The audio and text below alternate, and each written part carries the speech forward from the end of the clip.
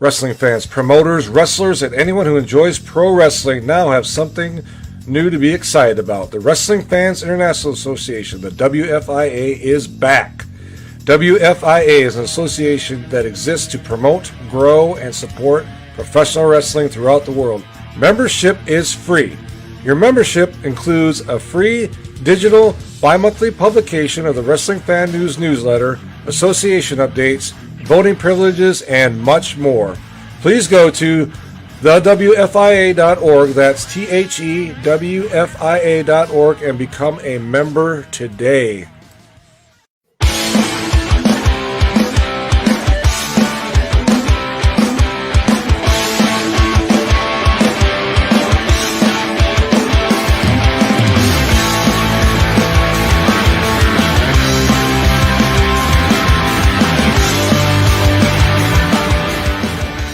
What do you want to talk about? We already started talking about something. You talk about a lot of stuff, man. I mean, no, man. I think this is good stuff. I could use this stuff, but I'm gonna keep. I think I'm gonna keep it in. But I want to know if you were interested in professional wrestling as a youth. That's one thing I want to know. I got a picture of me. I'll see if I can find it.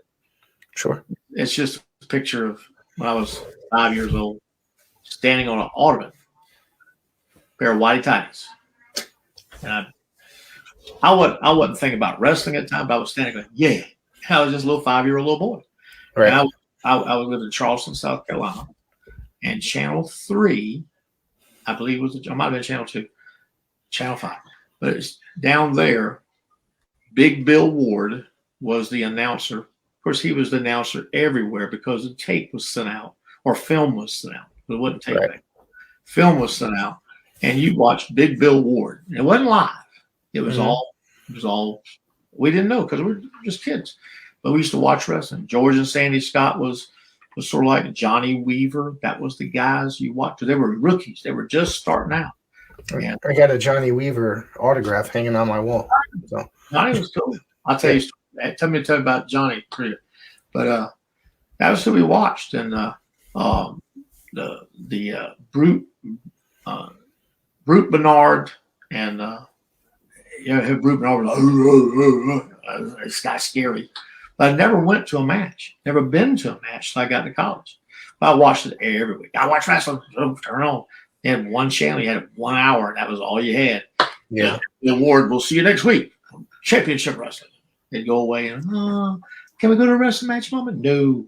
It costs 50 cents. We're not going. That's money. Mom was making like 60 cents an hour. So Dad was a pharmacist, but he made $6,000 a year. That was money then. Our house payment was $40, and it wasn't. That was just a normal house, little cinder block home. So when you talk about going to have a meal at home, if it costs more than $1 for all four of you, it's like, waste that food, eat it. You ate food because you didn't wait. Shrimp was always a specialty. Right. Once a week we'd have shrimp, and it might have been $1 for all the shrimp. We wasted. You eat all that stuff. So we'd eat it. Only got so many because there's only so many in a box. So that was just little things. Rice was big, stuff like that, because rice filled you up. That's what I watched it and said, man, I want to be a professional wrestler one day. When I moved up to North Carolina when I was 15 years old, Mom and Dad got a job up here because he lost his business from the riots they had in Charleston, South Carolina, 63, 64. And so they tore everything up. So he said, I got to find a job. So he basically called around, called all the government VAs and everything like that. He said, there's a VA hospital needing an employee pharmacist, Salisbury, North Carolina. He says, and it's going to pay him $6,000 a year, which was what he worked hours and hours for to end up with his own store. So he said, I'm not losing money. So he rented a hotel room, which cost him like $1 or $2 a day downtown Salisbury. And he'd stay there for a year. And then we moved up. So we got my 9th grade year ended and going into 10th grade. My brother came up. We all moved up, what about all his friends back? I said, got to go to work. You got to get a job. Let's go. So you didn't worry about stuff like that. Parents like, we don't want to leave our children's school. They're so happy there. Get over it. I moved up there, and guess what? I made new friends. Yeah. And I went out for football because never played sports before. So I said, you need to play on some sports because you get to know the guys and girls and stuff. So, okay. So I wasn't an aggressive guy, but I met one guy named Leonard, and Leonard was a lean built guy, about 155 pounds, but he was as tough could be. And Leonard took a liking to me. The rest of the guys thought I talked kind of funny because I was from Charleston. I had a black brogue, no, what do you call my man? He said, you just talk that way, you don't. And you sound like a black person. I said, no, black people sound like me because we just integrated. We just integrated that year. Right. We never had blacks in our schools at all. So everyone I'm talking, everybody looking at each other like, We had them on the football team. I said, hey, because I was raised in Charleston, South Carolina, which is 60% black. So it wasn't strange to me. Hey, how you doing? And I want to make somebody feel comfortable. And turned out to be everybody loved each other. A team was formed. And everybody was brothers. We sat there, and it was new because most of these guys never spoke to black people before, and vice versa. And now here we are on the same team, looking around like, who's gonna break? But nobody did. We all just came together as a team. We had our 50th anniversary a couple of years ago, and all the football teams showed up, and it was like seeing your long lost brother you hadn't seen in a long time. Black and white, all, hey man, gosh, remember that time we did this? Yeah, remember that time. It's just like having a family reunion. But just got into high school wrestling. I thought it was going to be like on TV. The guy said, hey, you got a wrestling team? Dude, I get to be a pro wrestler. And I walked out there, there's a mat. And I went, what's that? That's the wrestling mat. Where's the poles? What are you talking about? I said, on TV, they got poles. No. Never seen amateur wrestling. I never knew was such thing. It was on TV. Right. And my high school didn't have it in Charleston. South Carolina didn't have wrestling. So I took a liking to it. I was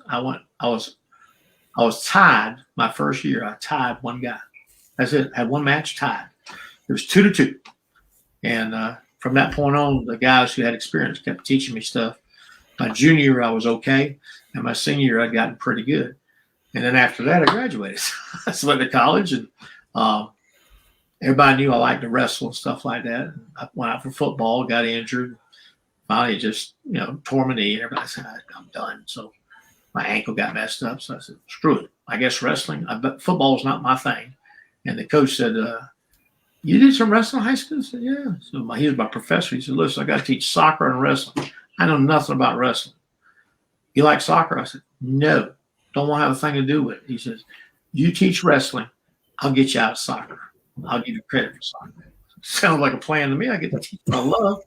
And the second semester, he did the same thing for me. And we had our basketball team, which averaged 103 points per game. No 3-point shot, no clock. But we're 103 points a game. So they run all the time. Zoom, zoom, zoom, zoom, zoom. And we're like, holy cow. So the second part of the semester in the spring, the basketball players had to come out and take class in soccer and wrestle. Well, they skipped soccer because basketball. But all of a sudden, basketball's over. Got wrestling class. And all of a sudden, we got 6'9", 7'1". We had a 7'1" guy, 2 6'10" guys, 6'11", couple of 6'6"ers. I'm like, this is gonna be. If I get these guys hurt wrestling, I'm gonna get killed by the professor. So they got him out there. We showed him how to do some moves, and showing a 6'8" guy and a 6'11" guy how to do a sit out and a switch, long arms, hips go out, boom, and leverage like crazy because they put their back into it. Wham! Hey, on the shoulder. Let's just go at it. I don't think we can do that. Yeah, we can. We'll be careful. Screw it. Let's do it. So let them go at it. And as much running as they did all the time, 45 seconds on the mat, they're sucking wind. And I took a note. Running doesn't help you wrestle because they were gassed. I'm like, how can y'all be gassed? Y'all can run. I can take off running like now, but I can't breathe. I'll not make my boys run. I said, I'll just get them on the mat. We'll wrestle. And that's how you're going to get in shape. You can run after practice a little bit if you want to, get some cardio in. But wrestling is the only way getting ready for wrestling. I've seen guys carry things, which is better. Carry something 30 feet, 40 feet, put it down so I pick you up. That's a cardiovascular thing with muscles screaming for air. Or running, you get used to it. You become better at running, so you don't really tax yourself. You can run faster and stuff like that to tax yourself. But once you've got the mile down to 5 minutes, who's going to go for 4? Nobody I know. Right. That plays a sport. Now, if they're runners, they would, but they're going to run and go, hey, they've got 5 down. I got this. They've conditioned themselves for 5 minutes. Wrestling, you can't get in better condition until you wrestle. Because I take anybody as a runner, stick them on the mat. Just go, what happened? I can't breathe. I said, I know. I thought you're in shape. Shut up. So there's little things like that I learned from over the years of watching. But I love wrestling. I watched it on TV and I loved it and want to be one. And my friends in high school, they saw me do my first match at my high school. I brought it in to raise money for the school, raised a few $1,000s for them. And all my buddies came out and said, Ligon, you said you were going to be a wrestler. We didn't believe it.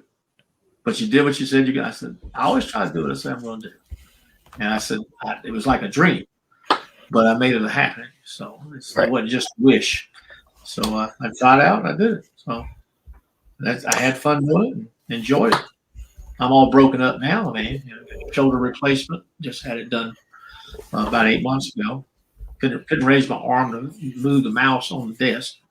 So finally I said, guy says, yeah, it's a reverse shoulder replacement.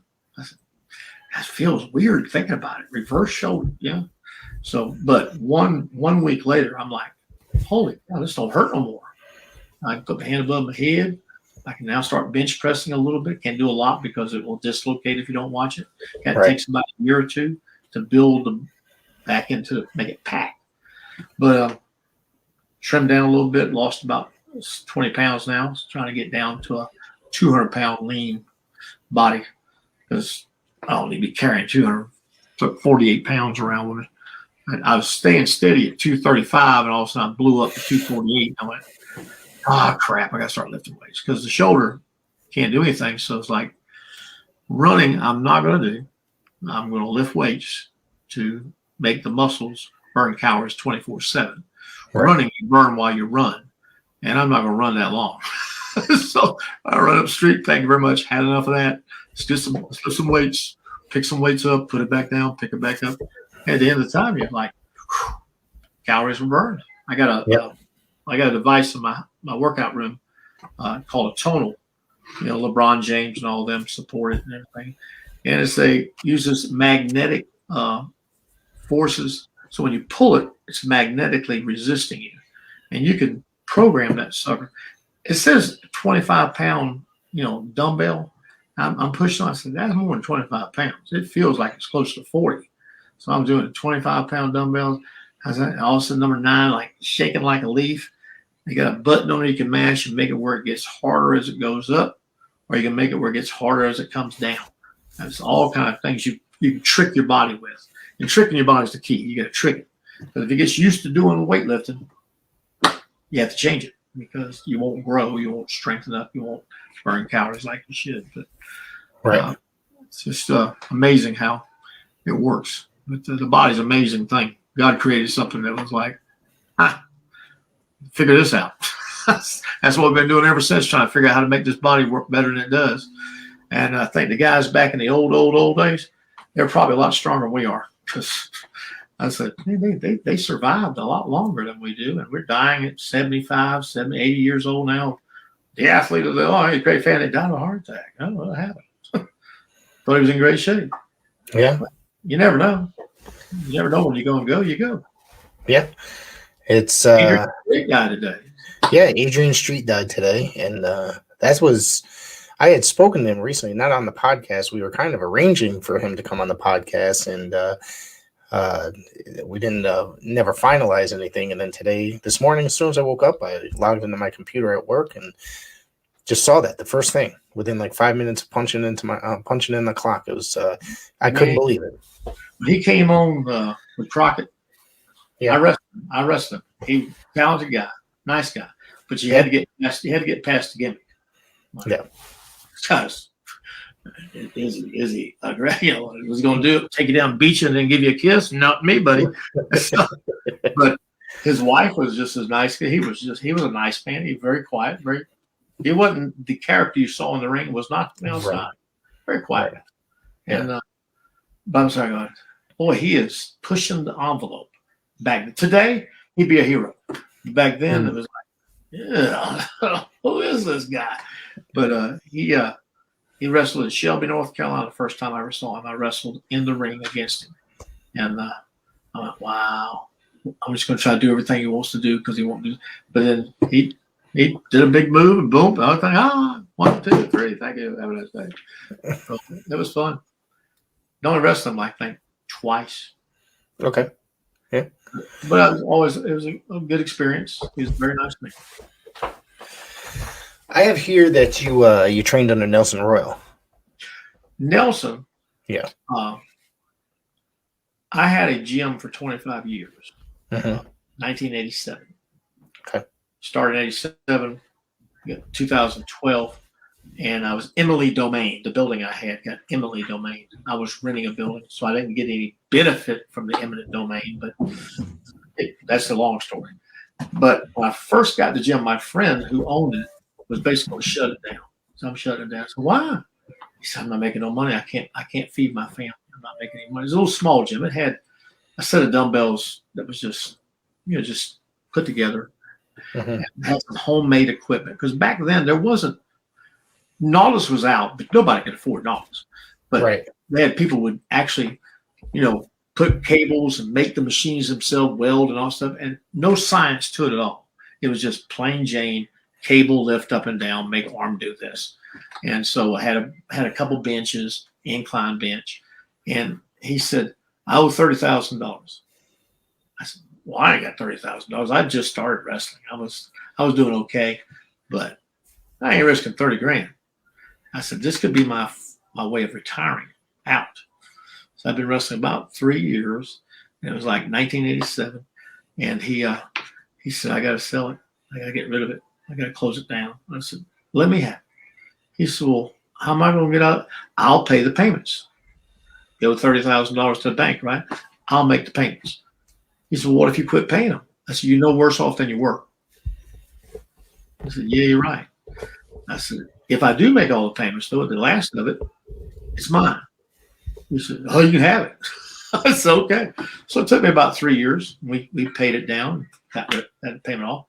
And Nelson Royal, I think this was like 89. It was 88. It was first of 88.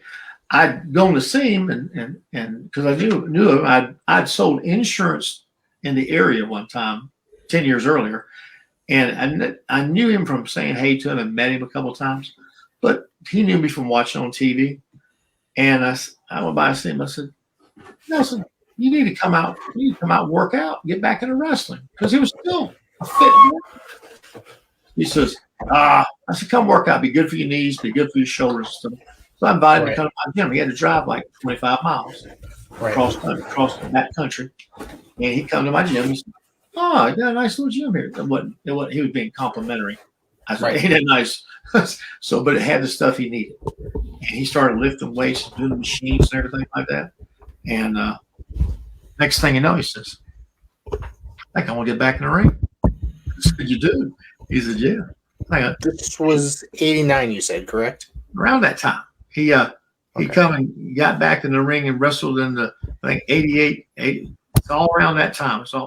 But he went and got into the Crockett Tag Team Cup, which was, I think, 89. Was that 89? I think it ran 87, 88, I think. 86, 87, 88, I believe. Like those 3 years in a row. There was the one that the Thunderfoots ran. I don't know what year that I was. think. Oh, hang on. I will look it up. 'Cause I never can find it. I never can find it because they got the thing Right. edited so much. I was looking. Let's see. It was the first Crockett. I think it was 88. Yeah, I think because I was going to ask you how that gimmick came about with you being a part of it. Well, anyway, Nelson got in and he wrestled. Yeah. And didn't want to have his own little show thing, and he did that, and it didn't go very well. And You're talking about Atlantic Coast? Is that what you're referring to? Yeah. Okay. I came in to wrestle. They needed somebody to wrestle. I come showing up, and they said, "You got a suit and tie?" I said, "Well, I got a coat." I said, well, "Give me a coat, give me a tie." The guy that's supposed to do the announcing didn't show up, so here I'm handing the microphone. I know nobody. I said, "Yeah, ladies and gentlemen, you can pull up on a video. It's kind of faded out and everything. He's got me and Nelson talking, and Nelson had a guy back at him, and they tried running it. They did okay, but it takes a lot of money to do TV, and that's what they didn't have enough of. You don't have TV, you don't have anything. You don't have the big arenas, you don't have anything. So, but anyway, the Thunderfoot thing came about. Me and Joel Deaton have been working, not together. I knew Joel. Hey, how you doing? Right. Hey, that's it. And he was always crazy, but he was a talented guy. And but one day, they come down to the office and they talk to us. What I do? I don't get booked that much. I'm getting booked fairly regular now because they wanted hands that would show up. And so I'm sitting there going, okay. Go down to the office. Dusty wants to see you. And there's Joel going, what's up? I don't know. What's up? So we sit down and he looks at us and says, John, need you to go to Kansas City. Okay. You're going to be Thunderfoots. What's Thunderfoot? What is that? So he said, I have a loaded boot, but you're not supposed to use it. Don't be using a loaded boot. Okay. We're going to fly out there. You're going to be Central States champion. So, no, we'll do it. Yeah, we'll do it. So we're going to fly out there, wrestle in Central States champion, come home, right? We fly out there. These two guys are little Mexican guys, Latino guys, and they were small, nice guys. Well, we got to go in there and we got to beat them. We got to pound them, boom, boom, boom, boom, boom, boom, boom, boom, over. Do it in 45 seconds. That's kind of disrespectful, What the boss is telling you, knock it out. So we get there, fly in. They don't have a clue what's going to go on. They think they're Central State champions. They are. We go in there and say, listen, they putting us over. No one told us. I said, we just got told. But they'll probably do some kind of comeback thing where you have to, and we didn't know. We're guessing. Because that's what they normally do. You go in and beat somebody and then they have a rematch. So we go in there and they start pounding on us, boom, boom, boom, boom, boom, and all of a sudden, boom, close up, boom, boom. Knock them out. Boom. 1, 2, 3. And we felt bad because they were nice guys. This was Billy Two Eagles and Joe Lightfoot? I guess. They were wrestlers like one time in my life. That was it. When I was doing research, I don't remember it. Yeah, when I was doing research, that's the match I came across where you guys won the belts. So they were the heroes. Right. Here we are, the evil dudes come in. We beat them. So they put us on a plane next day, fly us back. Actually, fly us all the way back to Charlotte. Get back to Charlotte, be like, hey, how'd it go? Hey, we're pretty good. Did you knock him out? No, a little longer than we thought. We went about 2 minutes. But so okay, I need you to get in the car and get your car and be in Kansas City. You'll work there for the next several months. And I'm like, I don't have a wife or family or anything. So I'm like, dude, I just get in the car and go. So I got in my car. Boom, we got our stuff loaded up. We took off. They gave us uniforms, the whole thing, nice 3 sets. So we're driving all the way across. I'm following Joel because no GPS. Okay, it says you're 95. No, you're not. No, you're 7. You're going across 77. Holy cow! So we're down through Missouri, St. Louis. Finally, we get to Kansas City, and it's like, wow, Kansas City. It's a big town, And we'd wrestle in Kansas City Kansas, where they did the TV taping and everything. That's a little tiny town. It ain't nothing. Kansas City, Missouri, big town. So we had to find a place to live. I found they sent some other guys out there. We all got together and said, "Okay, where you want to stay?" So we found apartments and stuff, and I stayed with a guy named Todd Champion, and and he was just starting, but he thought he was the man. I said, "Todd, you got to earn your way, buddy. They don't just poof give it to you." He's a big guy. Yeah. He was thinking that he's automatically going to go right at the top just because. I said, "No, it don't work that way." I said, you got the look, you got everything, but you got to let it work a little bit." But he wanted it right away. I said, "Oh, he didn't know enough. He didn't know how to do a hip toss. He didn't do it."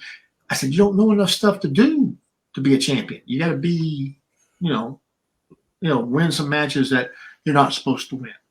I said, but he was just rookie. He was like, he only got 4 months in. Right. Headlock takeover was hard for him because he was he was a lineman, my guy. So we always pick on lineman. He's a lineman. So, but anyway, we stayed with him, and then we stayed out there for about 3 months, and we were barely getting paid $50, $75 a night, driving left and right, boom, boom, boom, boom, boom. And like, holy cow. And all of a sudden we get a phone call. You're going to wrestle in St. Louis, Missouri. You're coming back to Charlotte. What? Yeah, Thunderfoots are coming back to Charlotte. Right. We made it to the majors. Major State's minor league majors. Now, our brains are all like, so we finished up in St. Louis, and I'm so glad we did because snow started coming. Yeah. And we're out the door. And if you don't work, you don't get paid.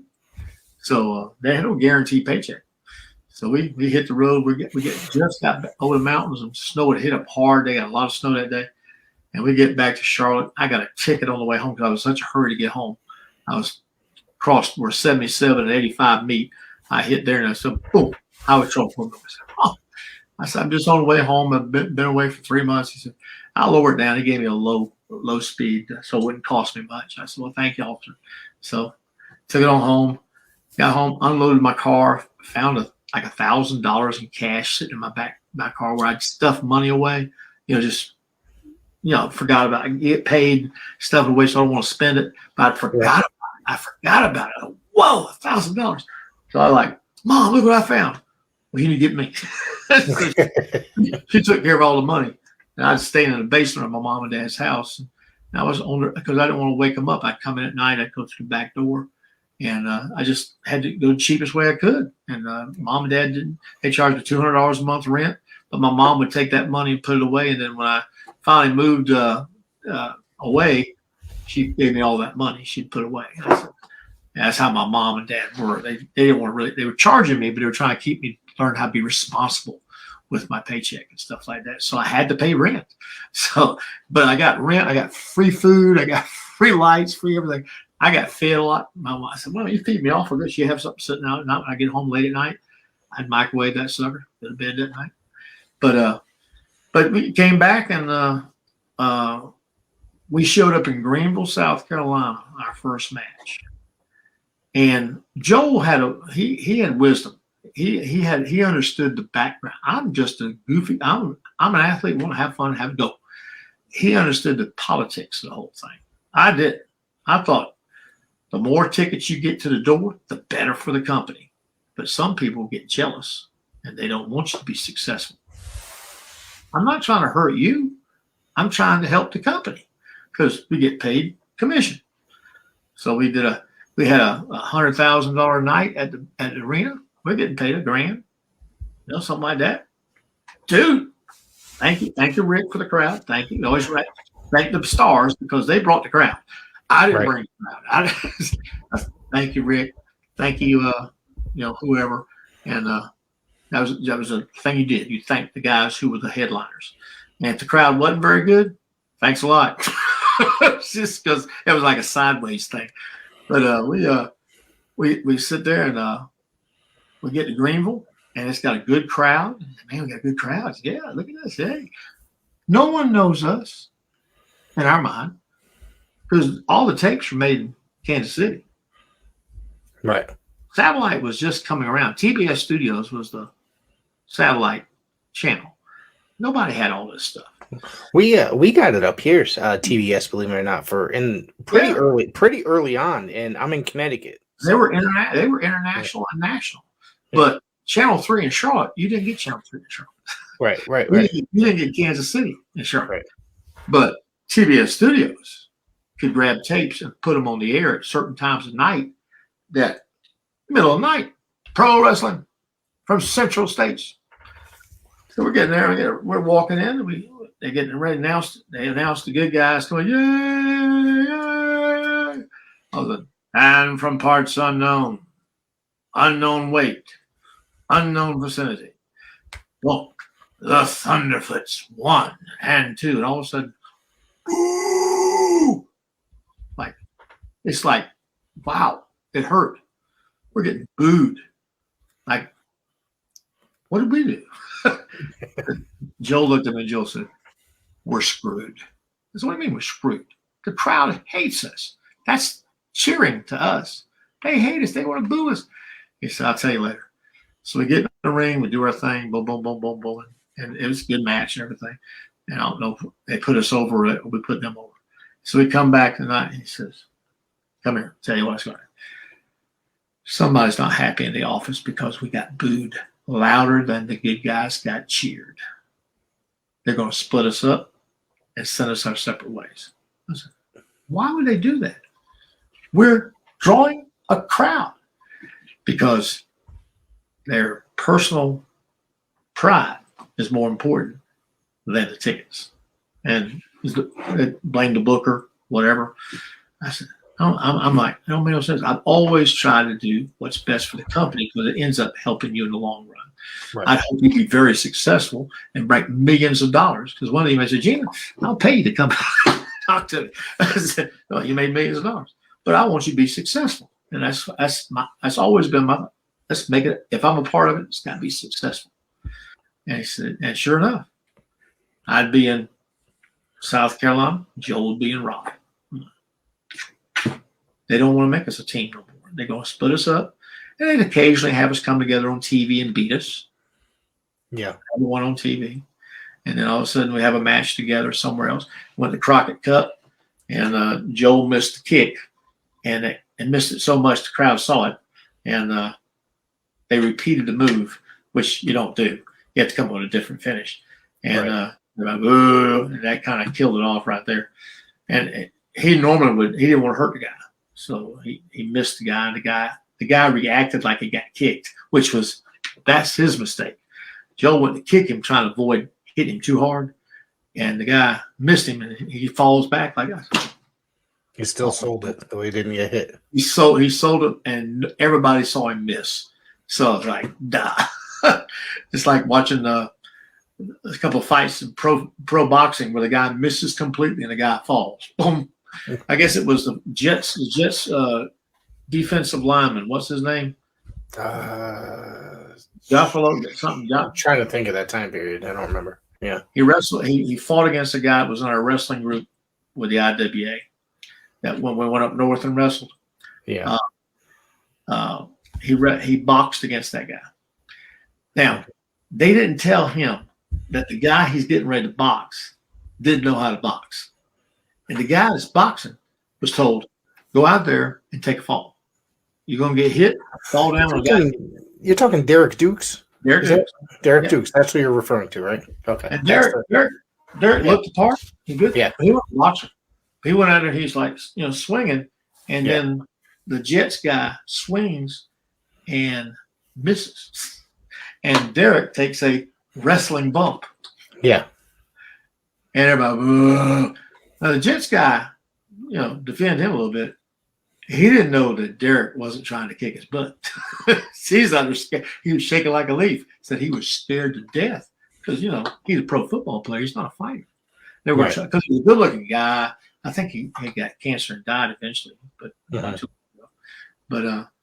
was a nice guy, but he was scared. And and we're looking at Derek. Why'd you take a bump for? You get hit. You got. And I had opportunity to do it, but I get told. And I said, I had the guy haul off and clock me. box him a little, give him a couple of shots. Finally, he come down, hit me on the head, and if it hurt, I'm falling down. But there, I missed him. And it looked like it looked terrible. You find the video because it's out there, and it's quite a popular thing, a controversy that happened. I guess a lot of people don't know about it. Yeah, and if you watch it, you go, yeah, he missed him by a mile. That's what happened in the wrestling match with us. But not the fault. Derek was doing the best. Derek was not a boxer, and I ain't either. Right. But I'll take a shot. Because I took many a shot from these guys and everything. Ric Flair gave me the best compliment I ever had from Ric Flair. Because I had a TV match with him, and he liked to chop, He'd chop me, and I was new. I was trying not to make him look bad, and that hold me back a little bit. Because he had me wrestle where I sit out on him a couple of times and come up, boom, boom, boom, boom. And I was, showing him I could wrestle. Ric Flair, okay. He wanted me to do that. He liked it. And so finally he gives me a chop. Pow! He chops me. Pow! I mean, he's laying it in good, which that's my job. Yeah. But at the end of that match, we went downstairs. And I'm downstairs sitting in the chair. He said, "Where's Ligon at?" "Come here, Ligon." Instead of all the guys, he said, "See this guy right here? He don't flinch. He took it. The rest of you guys need to watch that match, see how you take a shot." Because all the guys been doing this, and it hit that knot right there, and Flair hurt his hand sometimes. I put my chest out here. Pow! It's only a sting. I mean, good guy. And he said, "That's how you do it." And so I said, "Oh, I got a Ric Flair compliment. Yay." But he didn't remember my aunt. He wouldn't even know that was the same guy. But one day I hope to get to see him again. And I'll say, "Rick," I said, "you won't remember this, but when I first started, I'll remind him of that." But that was a good compliment to me. And I said, "Thank you very much. That's my job." And my biggest thing that is a compliment from the guys is I tore my pec and I had it repaired. Mm-hmm. And I'm in the office because I run through every dollar I've got. My mom and dad would give me the money if I needed it, but I wasn't asking my mom and dad for nothing because just man, you got to stand on your own 2 feet. Gotcha. So I go in the office. And I said, "Mr. Crockett," I said, "Yes, Gene, what do you want?" I said, "Well, I know this sounds kind of funny, but I need to borrow like $1,500. Mr. Crockett said, "Borrow $1,500? Yeah, been injured, pec surgery. It's starting to heal up now. It's tender, but I gotta have some money to make it through because I figured in the next month and a half it'll be better. I can get back in the ring, start bang, bang, bang, bang." I'm an idiot because the doctor would tell me, "No, you're not," because that thing's tender. And so I'm sitting in the office and looking at me. I don't loan money to wrestlers. But my dad's a legislator, and I'm here, and I'm a local guy. I'm not going nowhere. I'm not going to screw you over to $1,500. He said, "No, not doing it. Sorry." I said, "Okay." And just as I was about to get up, I got my arm in a sling now. Surgery was just 2 weeks earlier. I'm sore still. And I'm like, okay. And I said, I wasn't supposed to be driving, but I drove anyway. And I said, all right. So I started to get up, and here comes Dusty Rhodes busting the door. "Son of a bitch." He's like cussing like that. I said, "Well, I better get out of here before I get beat up." He said, "Can't believe what happened." Probably went, "What's wrong?" He said, "So-and-so showed up for a wrestling match last night. Georgia, drunk. Out of his mind. Match went terrible. Had to put Johnny Weaver in the referee because the guy was so out of it." I said, "What?" And he's supposed to referee in Fayetteville tonight. Weaver's there. Weaver can't do the booking and that at the same time. We're screwed. I got to find somebody to referee that match. I went, "I do it." "How are you going to do it? You want a sling?" I said, "Well, what am I supposed to do?" Ding, ding, ding. Yeah. "And stay out of the way?" Yeah. He said, "But how you going to get up?" So I pulled my arm out of my sling, put it in my pocket, drop down, give me a 1 push-up, 2 push-up, 3 push-up, got back up. I can do it. You know, get your stuff. You got referee stuff. I said, I refereed high school and college matches. I got the gear, but I don't have a black pair of shoes. I got white shoes. I don't care what kind of shoes you got. So I got in my car and I took off, and Mr. Crockett said, "Here's a check for $1,000. Take it out of your check each week." I said, "Thanks, sir," because he knew I was sacrificing. And he said, "Well, the guy's willing to do that with a bad bum arm." He said, I guess that's how he's thinking. He said, "How do you say no?" And so, Right. they get the money out of my check anyway. So I'm like, I hit the road. I get there, and Weaver's there waiting on me. He said, "Ligon, what are you doing? You're not wrestling, right? You got that arm messed up." I said, "No, I'm taking the arm out, put it in my pocket. I'm refereeing." He said, "You're refereeing?" I said, "Listen, I did college and high school." I said, "I know how to do this." I said, "I may not know how to do this, but I'll figure it out." And so we got in the ring, and I told all the guys, "Listen, this arm looks normal, but it's tender. It's black and blue up here. It's messed up. Just don't hit me. Don't you hit me, because it's black." So they sat there and wrestled, and everybody stayed away from me and took care of me. And then so I said, 1, 2, 3. I said, "I'm not going down every time you go for a pin. It's kick out quick, because if I hit the ground and get back up, it's going to wear this arm out. I'll mess up one of these days." And if you go to Starrcade, I guess it's 80, 85, 86, where we were in Atlanta, Georgia, and Greensboro. Okay. The thing is, I keep finding different Starrcade names. They got Joe Frazier refereeing a match. I said, "That wasn't the Starrcade I was in." And I thought we were the first Starrcade, but apparently we're not. That was 80. That was 83, I believe. It was the first one. On down, because it was when I had my surgery, it was 86. Okay. Right? 87, I think it was. And so I'm like, so it was the later version where it had Superstar Billy Graham versus the Barbarian in an arm wrestling match. Had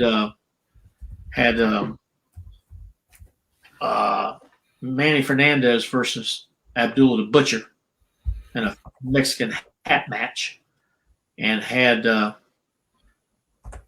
Ric Flair versus Dusty Rhodes in a wrestling match where the referee got knocked out of the ring and a referee came to save it, and that was me. And I had another match, I think it was I had my 3 matches, and I said, "Here's how you want to tell how good we were." Not me, but at how good the company was. Right. Most of these companies, they pre-plan everything. Right. They tell everybody what's going to happen. This is how it's going to go. But it takes the spontaneity completely out. You know what's going to happen. They had the Ric Flair and the Dusty Rhodes match. Dusty's going over, but nobody knows that.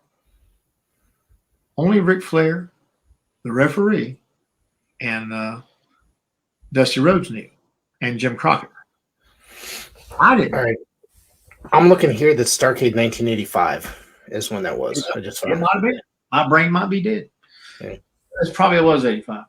Yeah. I tore my pec, and I was like screwed.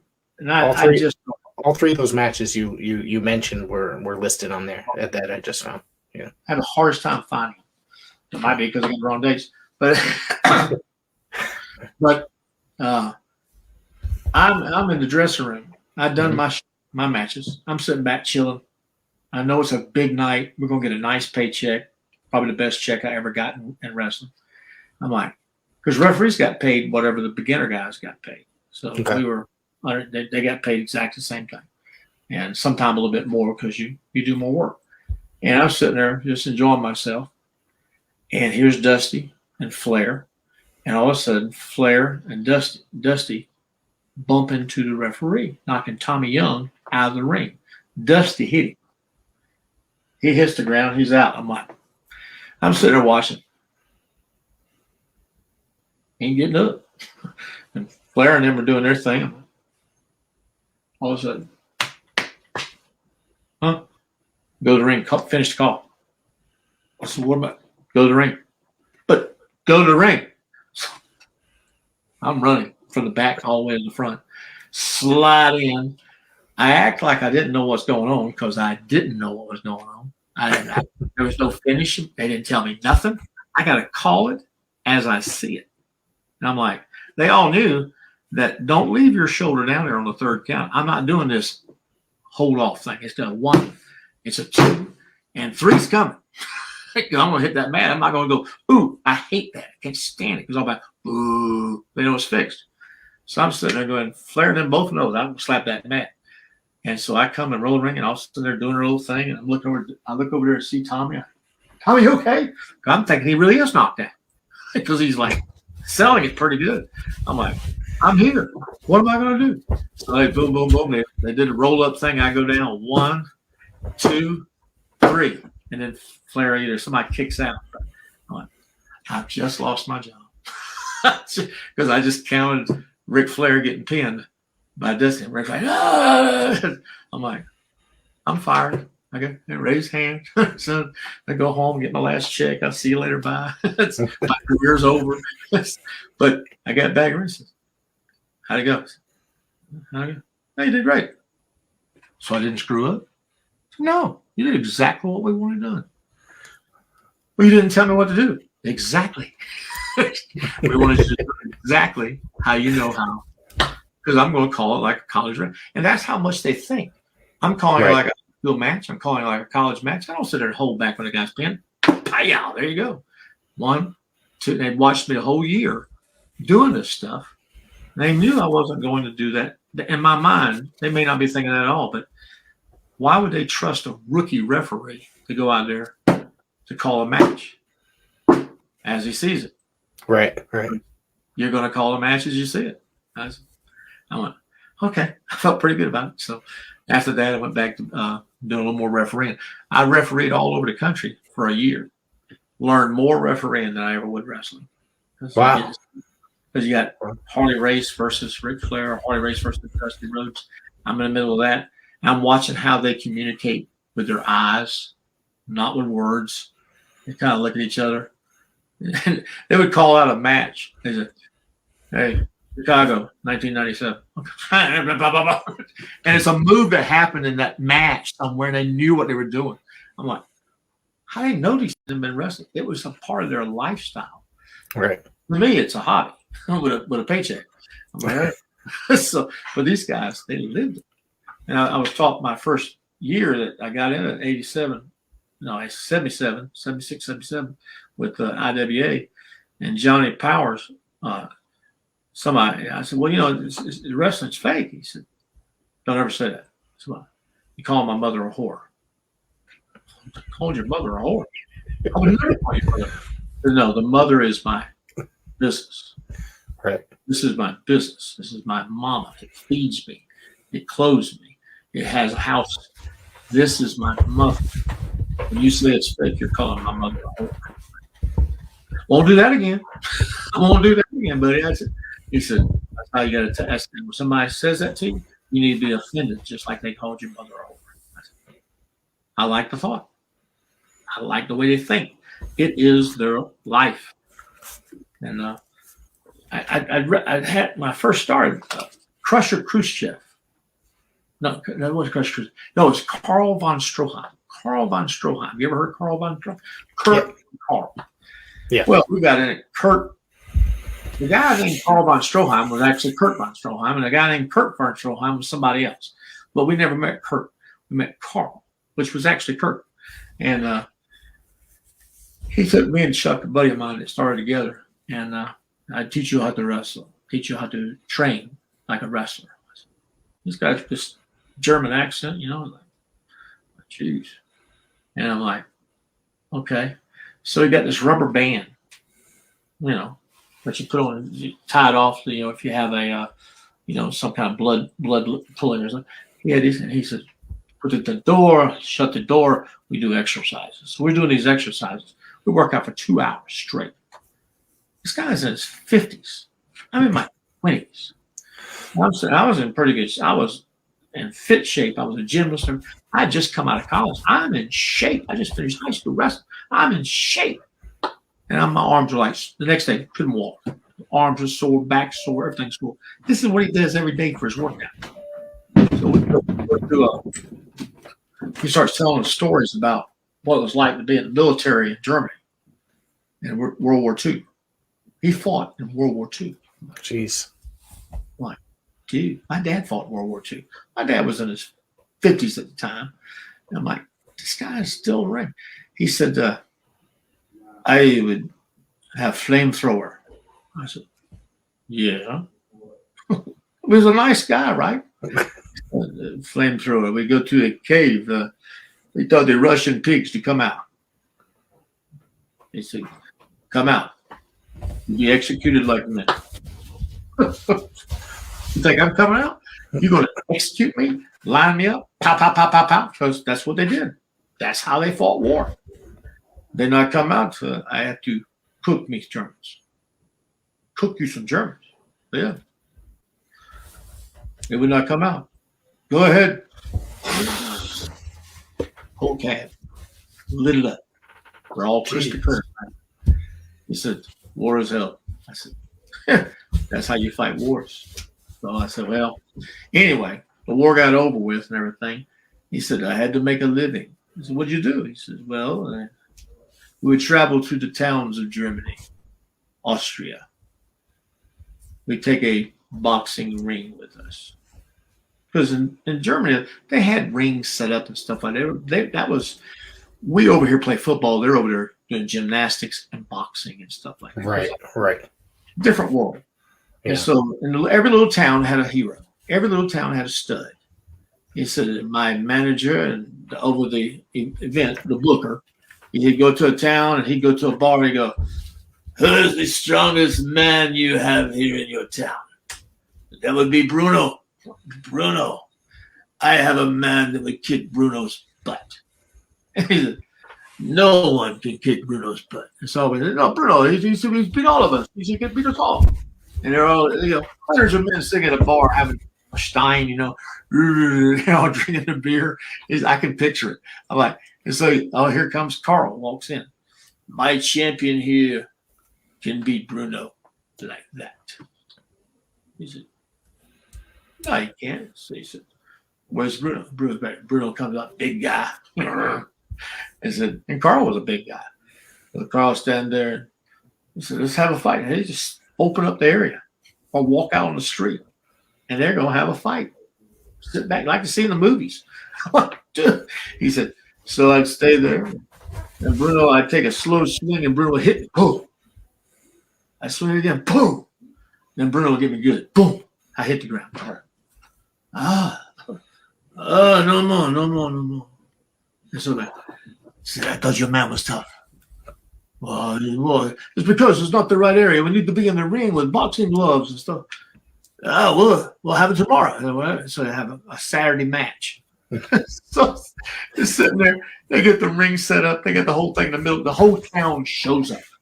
They're laying bets on the side. The guys got thousands of dollars got set aside for betting. 10-1 odds, 5-1 odds. They're betting money. So the guys got all this money on the line. And all this money they're going to win. So here comes Bruno. Carl comes walking in like all beat up, his eyes swollen and everything like that.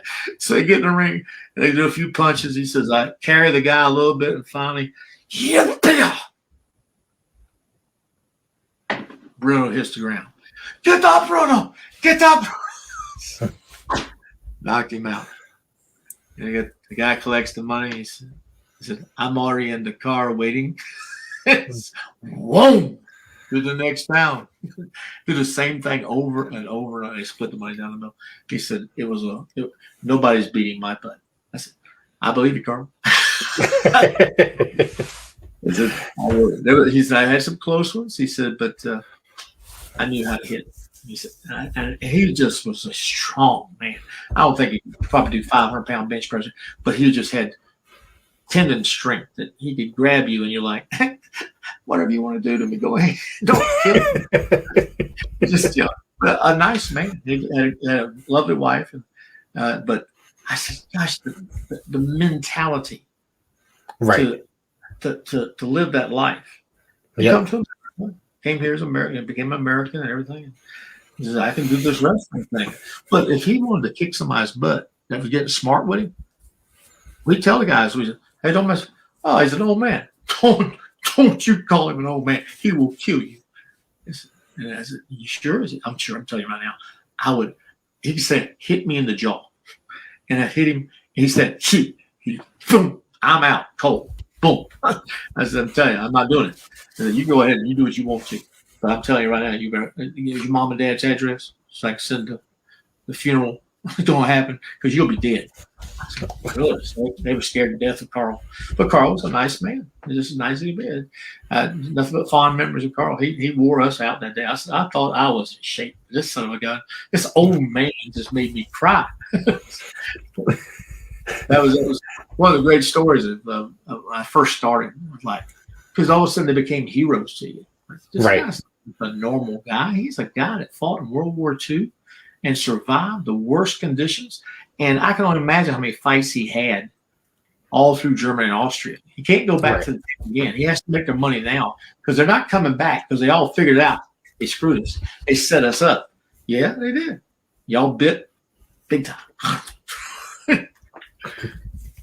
Kind of like the old Carney days in a way, yeah, like in wrestling, you know. That's Carnival. The old Carnival. You go there and say, "Who can beat this man? Who will take the champion?" There's a lot of movies that got the same thing, and it said we just worked it in little towns that always had a hero there that could beat anybody's butt. No one can beat Bruno. No one can beat Hans. Hans is the greatest. Hans knocked out late in the middle of the ring. Oh, but to take a beating for a while, it's sort of like the movie. If you've seen it, it's a boxer that they have to lose the match for a while, and they're setting this rich guy up in Texas. It's the same thing. Yeah. The guy that played the black guy that played the part. He's been in lots of movies, and he took a beating, and all of a sudden, boom, he gets a shot in. And all of a sudden, then it had other guys come up, young guys, and they try to cheat, and finally, boom, boom. And finally, he's almost beat. They got the money. He won't ever finish. They had to fight like 7, 8 matches in one day. And he beat everybody in town that one day. Young buck, young stud, young this. And all of a sudden, finally, they brought in a guy that was a champion from a prison. And the prisoner was a champion boxer, and they knew each other. But it was like, oh no, I can't beat him. He'll kill me. And the guy, it's called, what's it called? You have to look it up. But the guy that played the guy, he's played a lot of movies, you know, gangster movies and stuff. But he said at the end of it, all of a sudden here comes the Mexican guy in, and the rich guy's going, you're going down, and the black guy's going, you know what's going on. And didn't realize that the manager had it all set up. It's going to be fine. All of a sudden, he goes in there. The guy takes a swing. The guy sticks his jaw out. He goes, boom, down he goes. Yeah. And they won all the money and walked out. He looks up and winks at him. Because he got paid too. Because he already got paid. He got out of prison. Got all this stuff was to get him out of prison. I said, that was so good. It's like a sting, but that's exactly not the champ, is it? No, Champ was that was a story about a young boy looking up to his dad. Yeah. But that was a good movie too. But it's something like County. I'll look at some boxing. You look up boxing, Texas boxing or something like that, because it was in Texas, I think, where the fight was, a little tiny town. This guy owned the whole town. And he ran. The guy that played the part of the owner of the whole town played all of Clint Eastwood's movies as the evil character. He was always the evil cowboy. It was like, I'll get you right. He was always Bruce Dern. Bruce Dern played the owner of the town.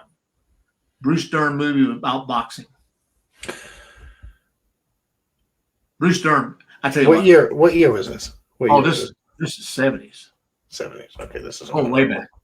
Yeah, I'm trying to look it up as we're talking. So I'll watch a good movie. You need to watch that movie because it was all about getting redemption over a guy that was mistreated, and the guy came in there and said, "We're going to give him a little bit of your own medicine." Yeah, but you don't know the ending. And I told you the ending now, but I spoiled it for you. But you watch the whole movie, you're like, dude, it's beautiful. It's pro wrestling like crazy, man. Because it's like they're setting guys up, boom, boom, boom, boom, boom, boom, and the fight goes on all day. And it lasts 2 days of fighting, but Bruce Dern, boxing, town owner, evil. Trying to, yeah. I'm looking it up. I'm trying to. I'll find it and then I'll let you know. But and then I'll let you know when I find it because there's I just found a. It's Digstown. Okay. I've heard of it. Yeah, I haven't seen it though. Yeah, you need to watch that movie. If you can find it, find it because that you'll sit back and it's sort of like identifies with wrestling. Because you sit there and say, you sit back and say you want to see the good guy beat the bad guy because that's all pro wrestling is: good guy versus bad guy. Yep. I want to see the good guy win. I was told the good guy never loses and the bad guy never wins. And he said, "Well, I've seen lots of bad guys win." No. The bad guy always pulls the tights. He didn't win. He cheated. Yes. And the good guy didn't lose because he got cheated. So it was all, no, that's not right. He didn't lose. He got cheated. He didn't lose. He got cheated. And that's how the crowd accepts it. And that's the whole premise of all pro wrestling. Now it's all about who can show the boobs off to each other most, I guess. But I said back then it was good guy versus bad guy. How many flips you could do? Yeah. Or how many tables you can go through? Yeah. You watch some of the old stuff. They do a good drop kick. That was a good move. No punch. You know who had the best drop kick in my personal opinion, and I know you got to know this guy very well, is Brad Armstrong. He had the greatest drop kick you'll ever see. Nice. And Brad was just as cool could be. He'd always give you more than he needed to give you. And that's why he got a lot by some guys because he'd always help a guy, make him look. So I don't want to beat somebody that's nobody. You beat nobody, then that means you beat nobody. But he give a little bit of this, but he give a good arm drag, good drop kick up there. That thing, he's up there flying and it landed so nicely. You can't help but fall properly because he lands it. He didn't kick in the gut or anything like that. It was like beautiful. He could put that foot on your face and you wouldn't even feel it. It was like he just had a good touch. One of the greatest of all time, I think, personally. That guy could put on. Didn't get his just due. Tell you that. Yeah. And his dad was. They said his dad and I looked a lot alike. And I said, I looked at a picture of him, looked at the younger version of Brad's dad. And I'm like, it looks just a little bit like it. Because I said, you're not related? Because if you find some old pictures of him and find a picture of me, he's like, hey, look at older version of me. And now I look more like him as a younger man. And I say, hey, that's old. I'm 70. He'll be 73 in a couple of months. I'm like, gee, having fun. Actually, I saw while I was doing research, your birthday's October 10th, right? Yeah. Mine's the 11th. So, boom. Look at you. Look at you. Things you come across while doing research, I tell you. So. It's made my brother's going out. My brother's the 27th. Wow. So we're like a family. There you go. So, tell me about there's a couple other things I want to get into you about. We can of course go back to a lot of the 80s career and stuff like that, but I want to ask you about specifically was the NAWA, which eventually turned into South Atlantic Pro and stuff. You went there. You were you did commentary. I think we touched upon it earlier, right? Mm-hmm. Yeah. What was the whole deal between that and that was that Sandy Scott that started running it, correct? It was short-lived. It was only about 2 years. I have a deep love for this organization for some strange reason. When I discovered it in like the mid-90s, I went back and got a bunch of tapes, and today I'll go back and watch a lot of that stuff. You have to send me some of those tapes because I haven't seen it. They just needed somebody to do some talking. I don't even remember it hardly because you get them all mixed together after a while. I'm like, really? It's a little bit confusing, the history, unless you really sit there. I went through some online stories and stuff like that I found, and I think I got the story straight for the most part. So it's very confusing because I think I came across the South Atlantic part first, and then the NAWA, which the NAWA was South Atlantic was Nelson's thing, and we traveled around a couple of cities, and it died quick. I mean, it just ran out of money. It just they had a guy they had an angel that was paying for it, and kind of died out. And then I think I went in the background looking around. All I did was show up. They said, you need to talk about it. I says, I don't know any of the guys' names. I don't know any names. I said, put a list up there. And they put a list up there on a piece of paper. I'm like, I'm just reading it off. Hey, ladies and gentlemen. And I just kind of like ad-libbed the rest of the time. And some guys were good at ad-lib with it. The one guy that was the announcer originally, a little skinny fella, he died of some kind of, I think, AIDS or something like that. Jeez. And he was drinking pretty bad. He didn't show up for work one day. And they said, Ligon, can you do this? I said, I can talk. I said, I mean, you were a school teacher. I said, well, yeah, that don't mean nothing. Most school teachers can't stand to be in front of a camera. I said, put it up, let's go. I said, who's watching?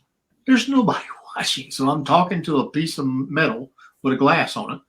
And they were going to try to build something up. But everybody was looking for a way to build something. I just did the best I could. And everybody says, you've done everything. I said, not really. I just got sucked into everything.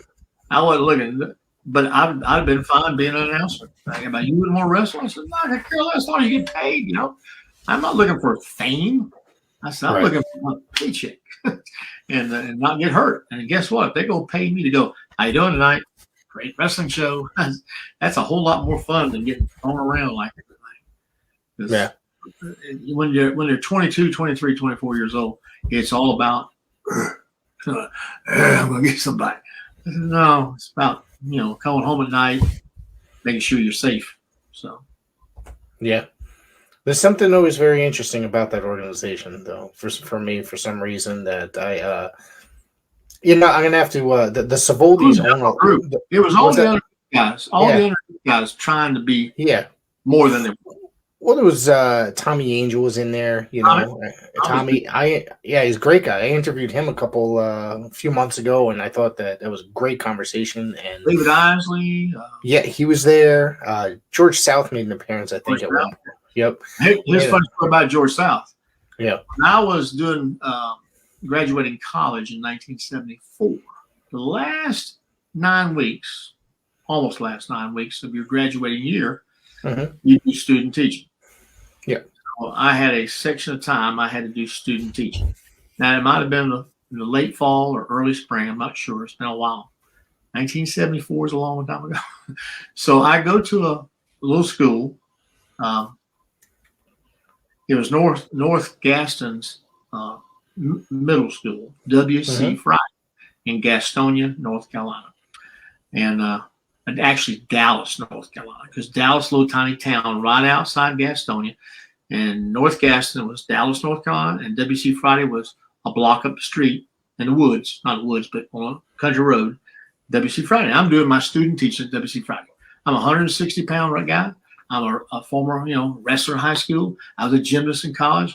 I could do all kinds of, but I wasn't a basketball player. I played a little football, but I was basically a PE teacher. Okay. Right. So I go there, and first time you're a little scared because you got all these little 8th and 9th graders, because that's all middle school, right? But they're just little 8th and 9th graders, 7th, 8th, and 9th graders. And so I'm sitting there and teaching class, and we have a little fun game with the high school comes back, raise money for the school, had the teachers play against the students, and the teachers beat the students. I made 2 shots that couldn't do it again if my life depended. I went, oh, it went in. Holy cow. Well, I couldn't play basketball. It was terrible. I could jump and rebound, but I couldn't shoot with a crap. I just kind of pretended like it was going to go in, and it went in. I was like, I can't believe it. Man, you look like a pro. I said, no, it's called pure T luck. And you told me to do it now. It may even make it to the goal. But we're out there playing, and then next day we had school the next week. I'm sitting there. It's my last few weeks at school.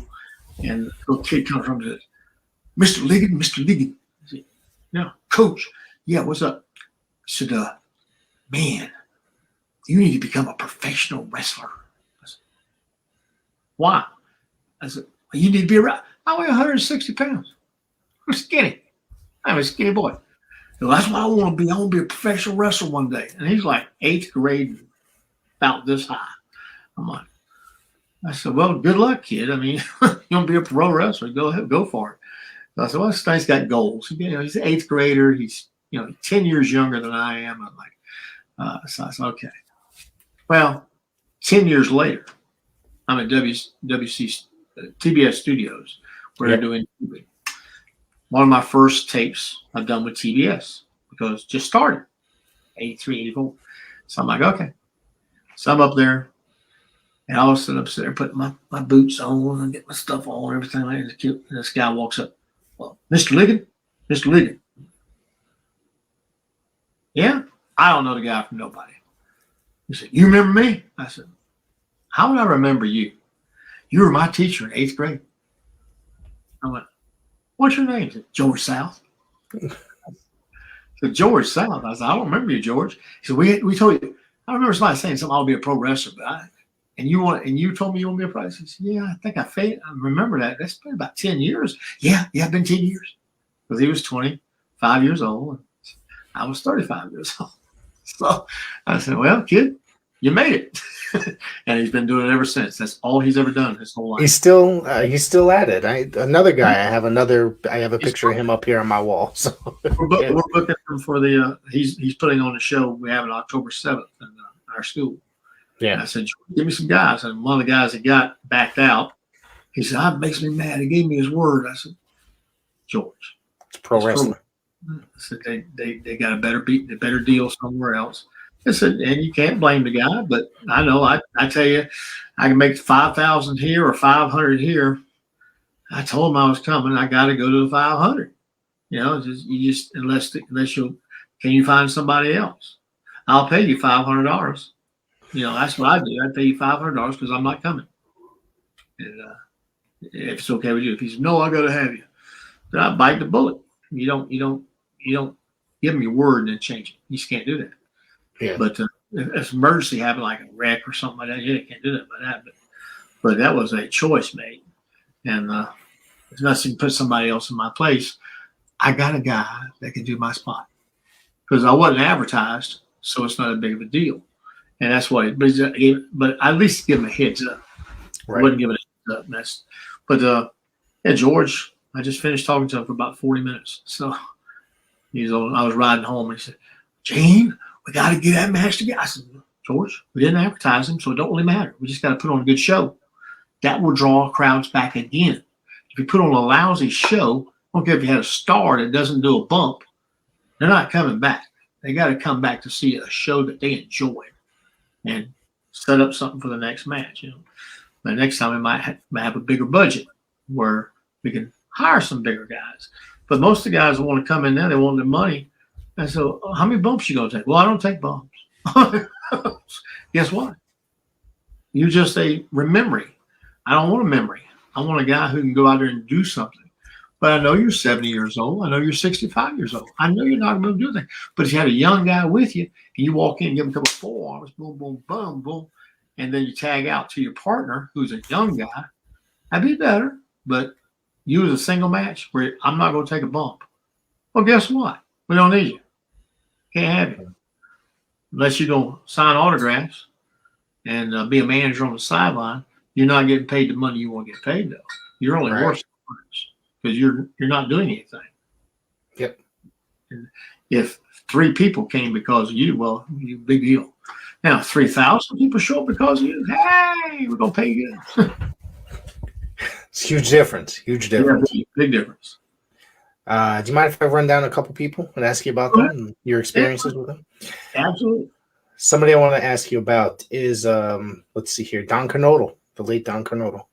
First pro match I ever saw as a student in college. Don Kernodle was in a wrestling match at Shelby Recreation Park, probably 1973, 72. I'm not sure. Me and a couple of my buddies went, let's go watch a pro wrestling match.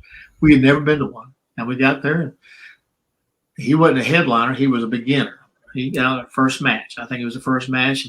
He was, fairly built pretty good. And but I'm thinking, all right, there you go. And he went to Elon College. As our rival. Gardner Webb's rival was Elon College. So he was over there talking to people on the sideline. But that night, the main event was, what was his name? Johnny. what's Valentine, Johnny Valentine. Okay. Yep. Greg Valentine, we didn't know who Greg was. Johnny Valentine come out in that black robe, walk out there, and we're sitting going, that guy looks like he could kill you. I mean, he just had the look. Wasn't a big man, but he was Right. he was statuesque. I mean, and the one what really got me was this: how good these people were. I'm a facsimile thereof. These guys lived it and believed it. He walks out, and this big man stood up, pulled his hand back on, beat your butt. And Johnny looked over at him like, paused a minute, and walked in his direction. The guy went, he's bowing up. And Johnny leaned forward and stuck his chin out. Take your first shot. The guy went, kind of backed off and sat down. That's what I thought. He got in the ring. I said, dude, if that's a bluff, it's the best bluff I've ever seen in my life. I said, man, and I never forget that. I said, did you see that? Yeah. What would you have done? I'd have ran. I would never hit that guy because I might break my hand hitting him. He looks like he's got a stone jaw. And Right. And I said, wow. So he stood there and he'd hammer a guy. Wham! I thought this stuff was fake. You could hear it. Thud. And he was known for laying it in on guys because you don't get mad at guys like that because he's willing to take it too. I'll give it and I'll take it. Now, if he said, oh, hit me, bam, he bam, blah. You could pound on him all you wanted to, but he's going to pound you right back. That was the beautiful thing of watching. That was my first pro wrestling match I ever saw. Wow. What about Rocky King? Rocky. Rocky was a great guy. He was always, he mumbled so much. But Rocky would give us heart and soul every match. He wasn't very big, but he was very skinny. He was very lean and muscular, but he wasn't a big guy. But he stepped in that ring. He's going to give you 100%. Never felt like he was just going through the motions. He wanted to do as best he can because he was hoping to get his big chance. Right, and just a good guy. Just a good guy. What about Tully and Arn? Now, Tully was hard to get to know because he lived his part. He a little bit of it. He was probably the college guy, was a smart aleck, but a nice guy. But he just you weren't a part of his team. You weren't in the echelon that he was. Arn was as funny a guy you ever gonna meet. He has such great wit. Half that stuff he said on TV, he'd come back with an answer. It was off the top of his head. He'd be talking. One night we were in Greenville, and I'm not Thunderfoot. I'm being Gene Ligon. I might have been Thunderfoot. Yeah, I was Thunderfoot. And we go out there to wrestle. I got to wrestle against the something other Raiders, Kansas City Raiders. The Jayhawks. Jayhawks. Yeah. I never kept up with anything. I was not a follower of wrestling. It's Bobby Jaggers and oh crap, I can't remember the other guy's name right now. Guy's Harry. I know the guy's Harry. Yeah.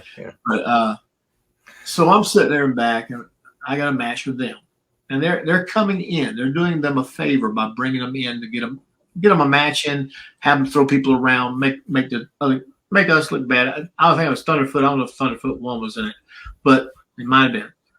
But I'm standing on the sideline, and Arn apparently liked to rib people. And I don't know if he had any kind of like angst against these guys or anything like that. Maybe against one guy, because one guy was a jerk. Jaggers. The other guy was a serious-minded guy and a decent guy. And Jaggers okay, but Jaggers was always on you. He's irritating the crap out of you. Never made him. Just about all the guys always talk about, he can be a jerk. But he was, a decent worker. And so Arn looked at me and said, Ligon, why don't you go get out there and you wrestle against Jaggers? I want you to pick Jaggers up put him on the ground, make him wrestle. I can't do that. I get fired. I ain't doing that. He said, you can do it. I said, yeah, I can do it. I said, he's not a wrestler. He know how to wrestle. He said, yeah, don't you pick him up, put him on the ground, let him, everybody know he don't know what he's doing. I said, oh, I don't do that to a guy like that. Because he said, well, I said, I get, Dusty will have me fired. And J.J. Dillon was standing right there. And J.J.'s a booker. He's like, top guy. So, J.J., Ligon, did you care? Ligon does that. I said, nah, do it, Ligon. I said, now, let him up. Don't make it look bad, man. But, just show him that you can do something. Because he basically did, because we're guys out there to take a fall, disrespected in a lot of ways. The other guy was not so much. He knew he'd come the hard way too, but sometimes they get a little hitty. And he says, all right, I got both of you.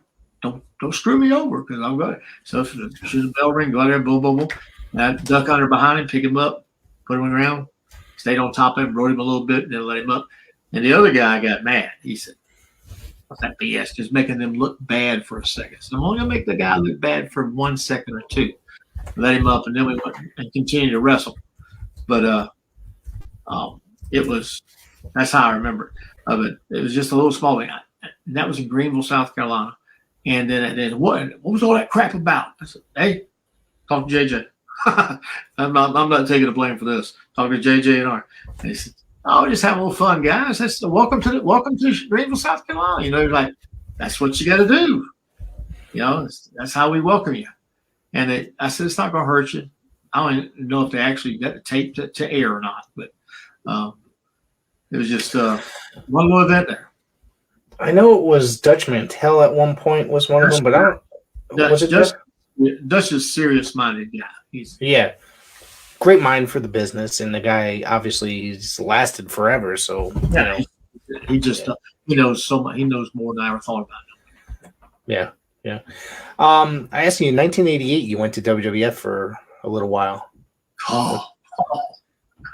Yeah, they were having Crockett and them made a deal, and what it was that WWF had been beating up their underneath guys so badly.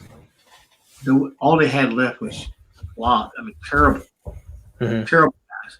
I mean, they were basically. I walked up to you and you never seen a wrestling match. Hey, you want to get in the ring and wrestle? Oh, we'll pay you $500. Okay. And you get there and so you wouldn't know how to lock up. You just kind of like they grab you, throw you around, toss you aside. You probably got $500 in damage where you live. I don't know if they paid $500 or $150 like they paid us, but they told Nelson Roll helped put it together and everything, got all together and got permission from Crockett and all them to go. And so we go up there because they needed us for a couple weeks or so. Right. They flew us up there, flew about 16, 17 of us up there. Isley was with us, George South, all of them.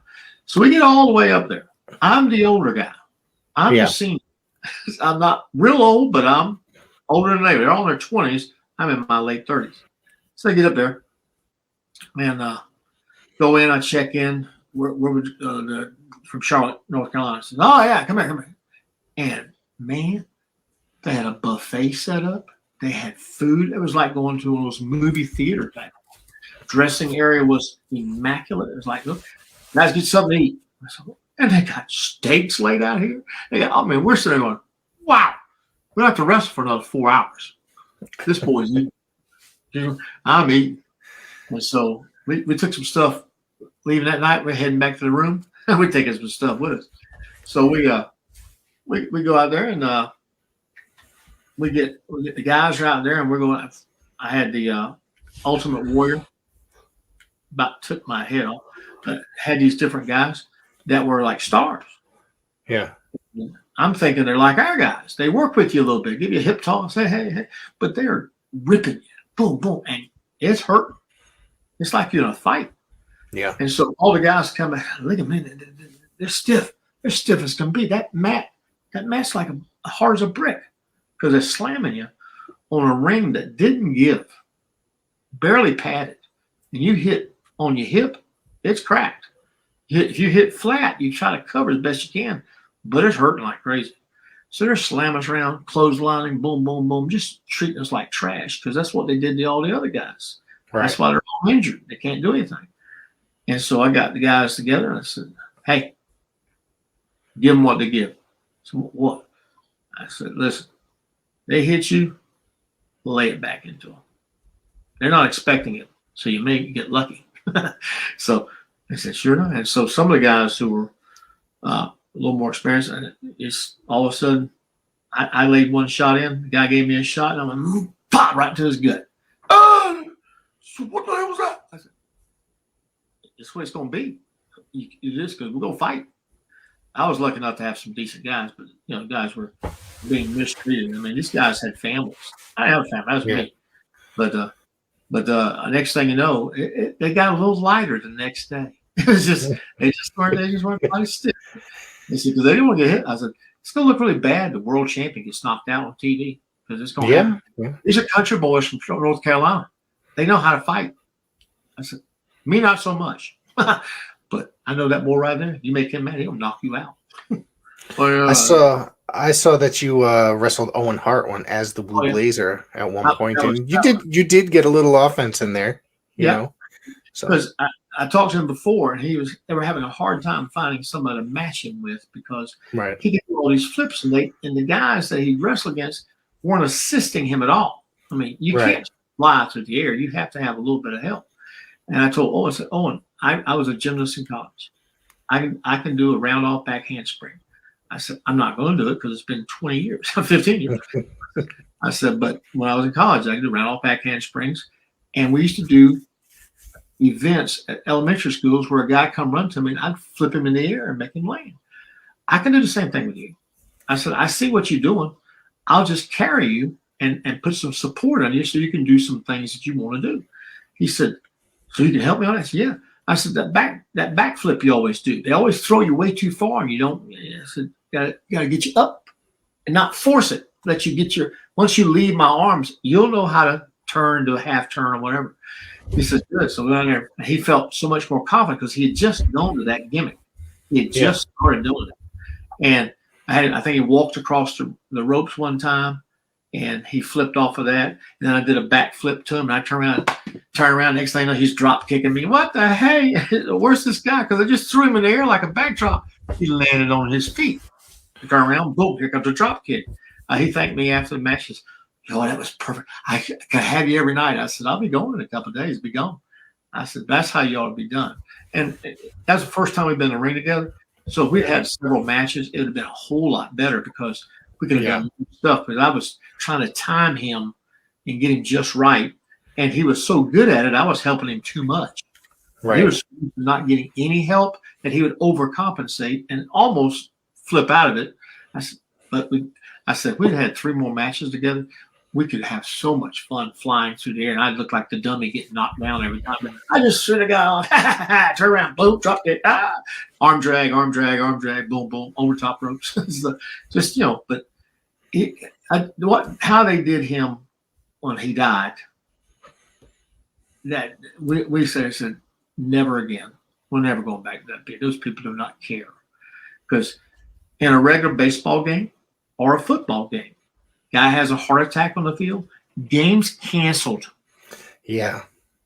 He died by the ring. He was dead. Yep. When he hit the ring, he was basically dead. So and they took him off like he'll be okay. And it continued to show. I said, no, you say the man's dead. Give him the honor. Yeah. But right there, I said, no, I'm not doing that guy. I'm not going back to WCW again. We finished what we had to do, and we got out of there and had to get home. Fly back home, Don't send us again. Not again. That was wrong. I was there tonight. I think I was there tonight that McMahon got punched by Hitman. Hitman, yeah. We were, and I said he come walking out like he was like, what happened? He knocked him out. Cold Jack. The story goes that he called him in the back there, and he says, because they gave the title away. And that wasn't that ain't how it's supposed to go. And the other guy was involved in it. Said, "Hey, I got to do what the boss says." The hitman was right downstairs, had to come back to the back. And you see McMahon walking down the hallway like, what the heck's he want to talk to me about? And walks in, what do you want? Bam!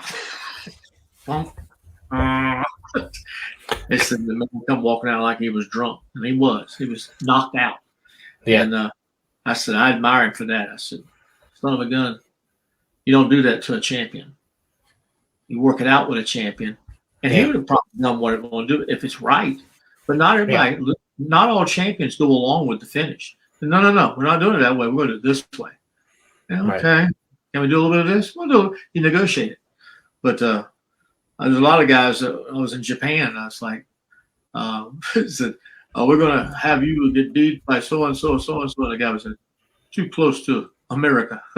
So, too close to America? What are you doing? Or too close to Japan. Because they're not losing any matches in Japan. Yeah. What's the big black guy? What's that? Plain dead. In Japan? Yeah, he wrestled. He's from Mississippi, Alabama area, but not Abdullah, but it's what the hell's good? Kamala. Kamala. Yeah.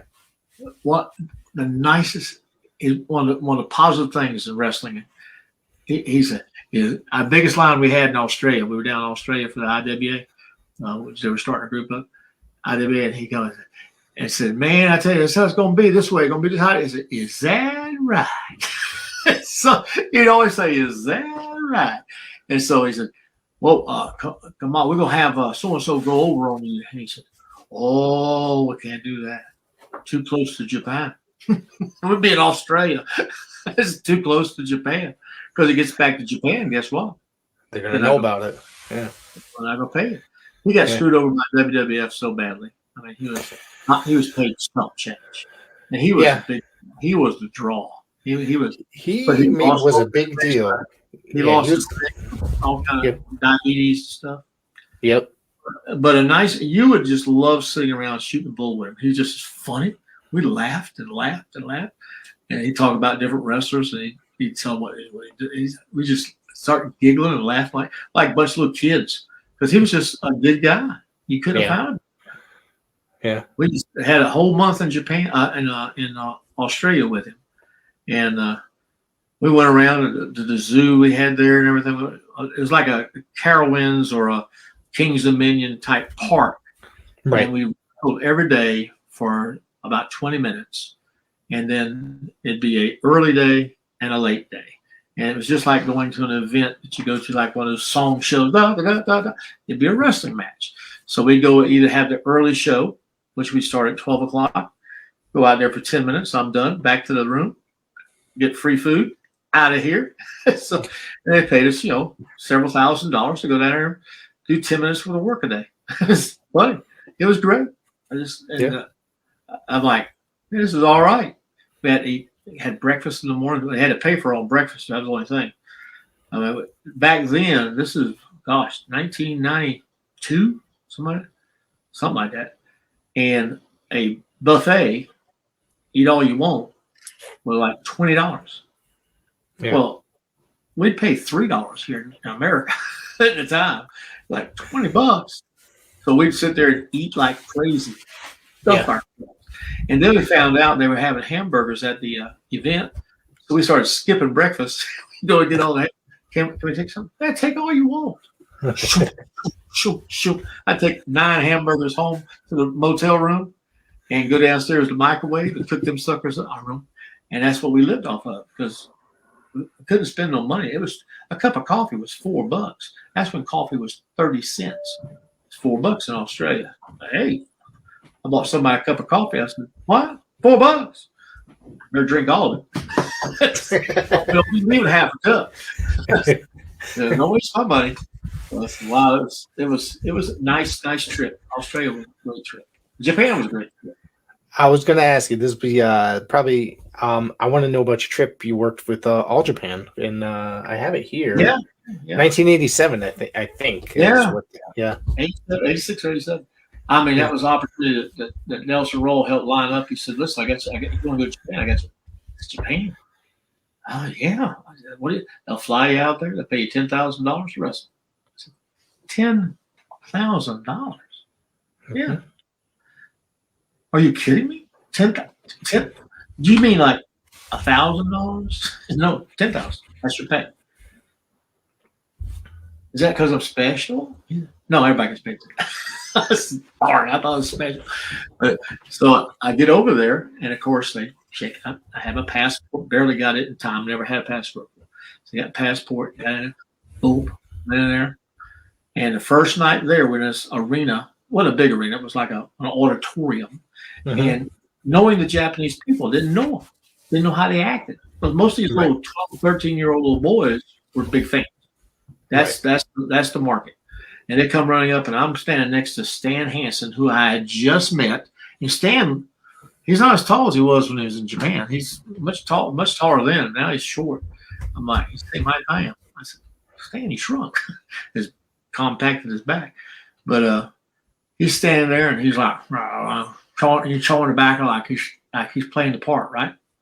But a very intelligent man. You know what I'm saying? He's showing the back, and kid walks up. Stan Hansen, I got autograph. Stan Hansen. Get away, kid, get away. That's Stan Hansen. Spits on him. And 3 kids got splatter all over their face. And I'm like, what the? I'm like, how rude. They go, Stan Hansen. They go running. They run to all their friends. Stan Hansen. Oh, they go, ooh. And they're like playing with the spit. It is an honor. It is an honor to be spit on by Stan Hansen. He said they love it. I said, they love it. He said, watch. I said, oh my gosh. It's like an autograph.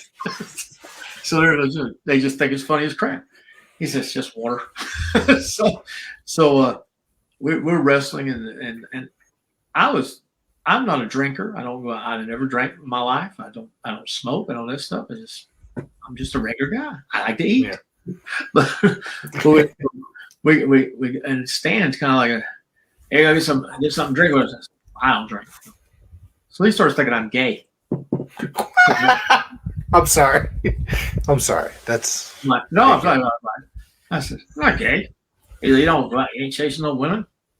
You're not drinking. Now he didn't do it. He didn't do any of that either. But usually, the young guys he said, yeah, at your age now, you'll be doing this. You're not married? I said, no, never been married. I said, well, I'm concerned about you. So he started thinking, and so I said, no, I'm not gay. But I gave him a tip on a stock. He said, who is this Food Line? I said, look up Food Line. I want to look it up. Food Line's small grocery store in Salisbury, North Carolina, growing like crazy. And he bought some stock, and it did him well. And so he started talking to me. We were in a town, and we're all going out that night. Night is late afternoon. It's like 5 o'clock. We didn't finish the matches and everything like that. We didn't have a match that day. So we're going there and says, go to the club. I don't go to the club. You got to go. So you go to the club. And it's not like a nightclub. It's a karaoke bar. Right. And everybody's there to have some drinks and some sake and stuff like that. But you have to sit with a girl. And I'm not paying. You don't pay. Sit with a girl. It's part of the culture. So there's Filipino girls. Very attractive. Yeah. But they come up every so many weeks, and they get to work so many weeks, and they get paid based on tips. Mm-hmm. Dan was paying for everything. So I'm sitting there, so what you want to drink? I have a Coke. So look at me like, I'm sure you're gay. Coke. So I'm sitting there, and the girl's talking to me like, how you doing? But they don't speak a word. It's just smiling like crazy. But they're just there to be company. No sexual stuff, just company. And so Stan said, somebody get in there and sing. And so Joel was with us. Joel said, come on. Yeah, you footers, get up there and sing. So we weren't the footers over there. We were just Joel and Gene. And we wrestled separately. So we get up there and start and put in an Elvis song. And I could do certain voices. And so we started singing. And Joel, he's singing, and I'm singing the song, and I'm trying to do it like how Elvis did the song. and I'm putting a little bit of home.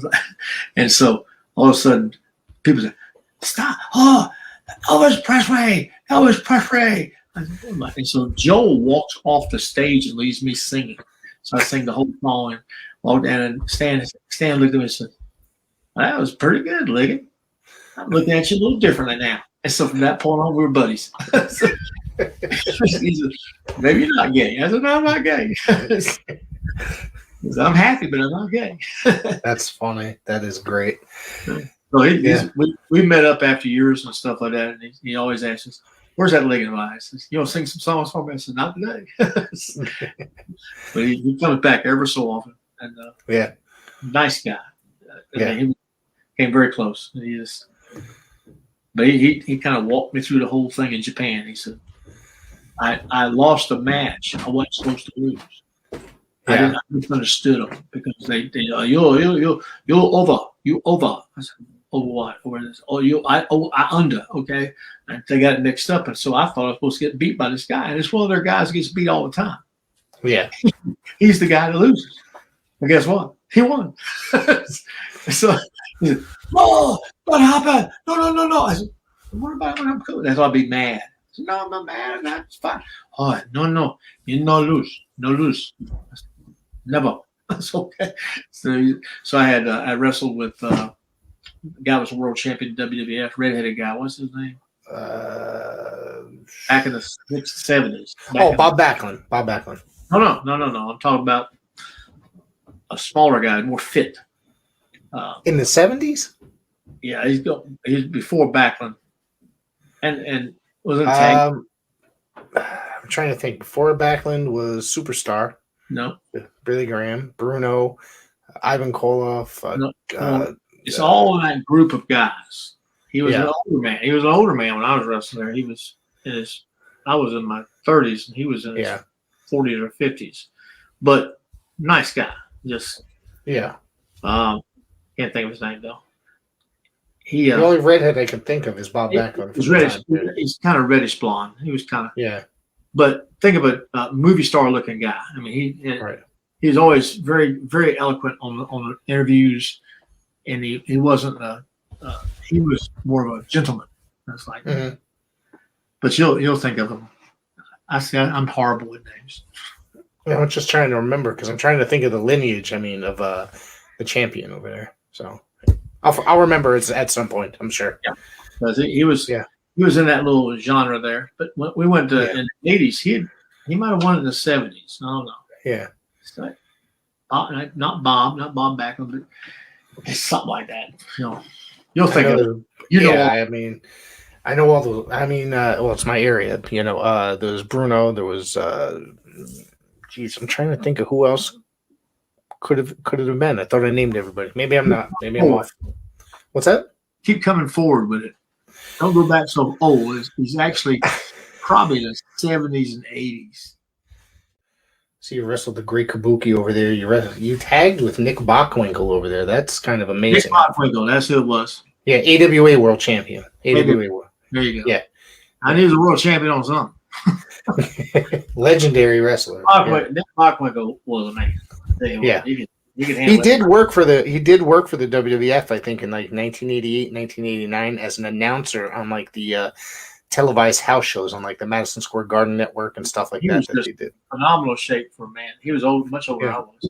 He was. I think he was in his 50s at that time period. Yeah, he went out there and said, "Gee whiz, I want to be in shape this guy's in." I was in my mid 30s. I'm like, holy cow, this guy's in shape. So I ain't messing with him. There's a different world, a whole different world. Yeah. All right, Gene. Do you have anything else you wanna throw in there tonight? Oh, you got all the answers. Yeah, and I want to thank you. I had a great conversation. I didn't know that this was going to go nearly as long as it did, to be honest with you. But you got a lot of you've had some great stories, man, and I appreciate you doing this. And maybe one day we'll sit down and do something else. Yes, just some good things went on. I was blessed to be involved in it. Yeah, and I'm paying for it now, of course, through the shoulder. I had shoulder replacement. Everybody ever tells you, "Oh, it's all fake." Let me tell you what I got. I had one knee surgery when I was in college from an accident on a wrestling mat that a guy fell on me while I was showing him a move. That's the only injury I ever had in my whole life that, had to have surgery or something. Well, I get into pro wrestling. First year, fine. No problem. All of a sudden, 2 years go by. I had to take time off to get a job because it wasn't paying enough. The company went out of business. So in 83, when I tried out for wrestling again,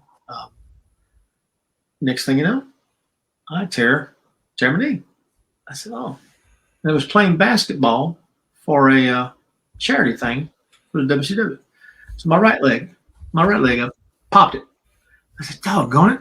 So got that repaired. Went back to wrestling very quickly because it was done arthroscopically. Did that real well. And then wrestling a match in Florence, South Carolina. Wrestling against a guy, a real good guy. He goes up for a handstand thing, come down with a knee on your chest, hits me right in the joint. Right there.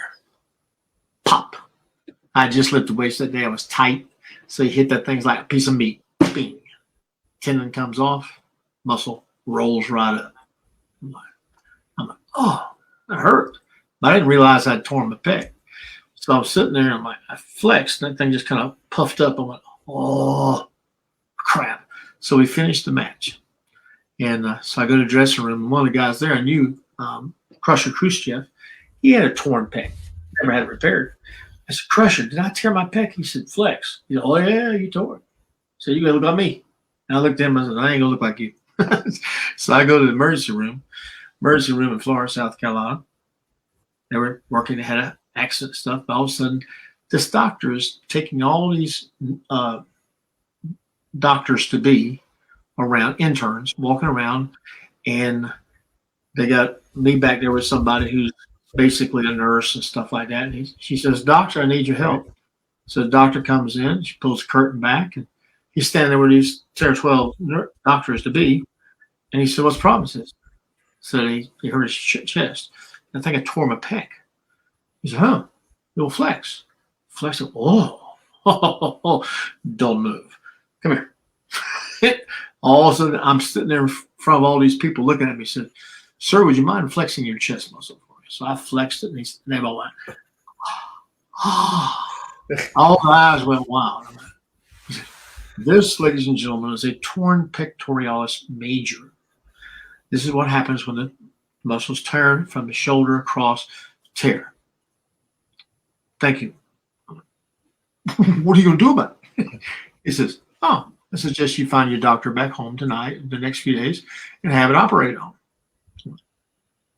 They can put it back? He said, yeah, they can put it back. I said, let's say you got a week. You got a week. Okay. I'm booked Sunday in Asheville.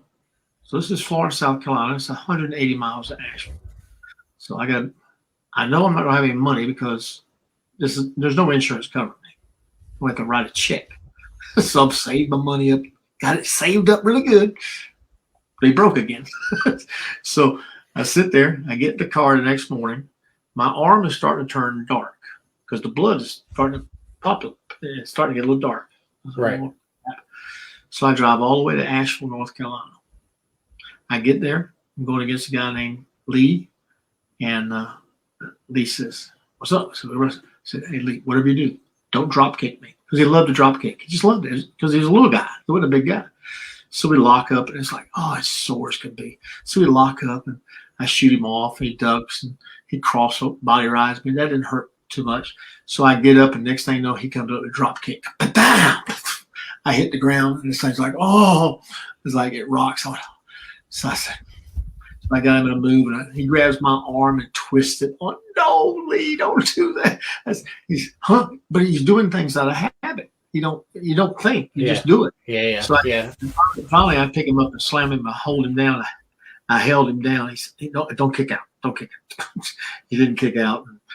I crawled out. I got in the car. I'm driving home. Well, I got a match Tuesday in Gaffney, South Carolina against the Rock and Roll Express. So I get there.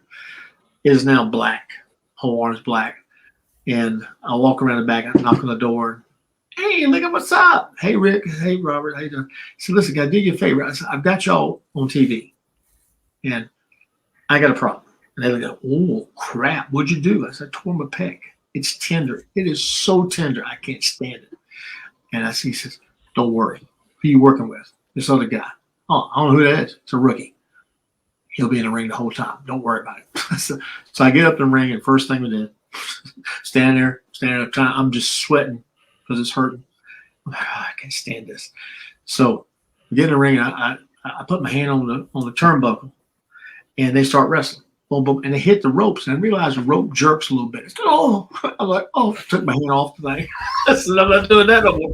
I'm holding with the wrong hand, right? And the kid's reaching out to tag me. And I'm like, my arm just got short all of a sudden. I just couldn't quite get it there. Like, yeah. So they kept him there and beat him. So I had to get in the ring. And I said, because the experienced guy always goes first. And then the rookie guy comes in and says, yeah, you go ahead and start.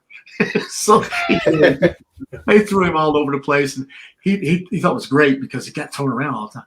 So the match was, thank Ricky and them. So Thursday I have surgery and had that thing repaired. And Doc said, yeah, we got it fixed. And so I said, I'll be. And that's shortly thereafter I go to ask for the $1,500 loan. And I can't loan you no money. So and that's when Dusty came in. I worked my way into refereeing for a year, and that helped me out to learn how to do the business. Because watching these guys, how do they know what to do? They communicate with their eyes. They don't even conversation. Give me 6 this. You never heard that. I was like, okay, yeah. New Orleans, El Paso. So they do all these things by calling out plays like El Paso or something like that. Yeah, corner 2. Yeah, okay, I got no. Rick climbs up. He knows when Rick climbs up, what's going to happen. It's going to be a flip off. If he puts his hand in a certain spot, it's not going to be that. I'm like, right. Yeah. And I'm just like,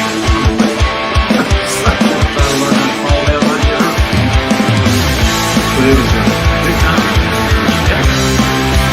Got plenty of stories today.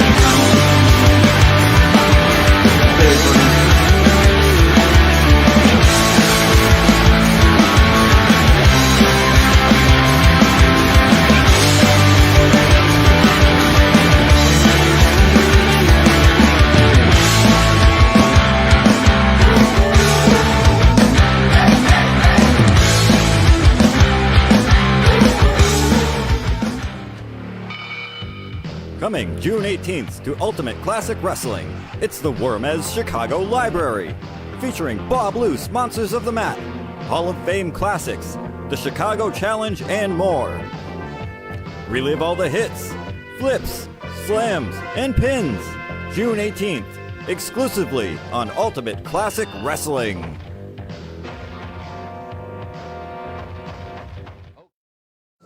Join us if you dare.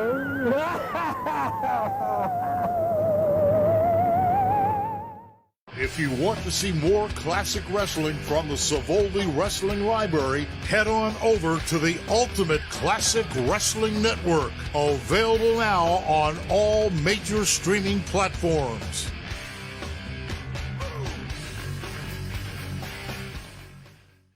Available on all streaming platforms. It's professional wrestling's greatest, largest, privately owned wrestling library. All the classic hits, flips, slams, and pins of yesteryear are on one place. It's Ultimate Classic Wrestling. Check out the Nature Boy Ric Flair, Hulk Hogan, Mr. USA Tony Atlas, Tito Santana, Rick Martel, a who's who of professional wrestling's greatest spotlight stars ever to grace the squared circle, all in one place. Grab the best seat in the house for memories and mayhem on Ultimate Classic Wrestling.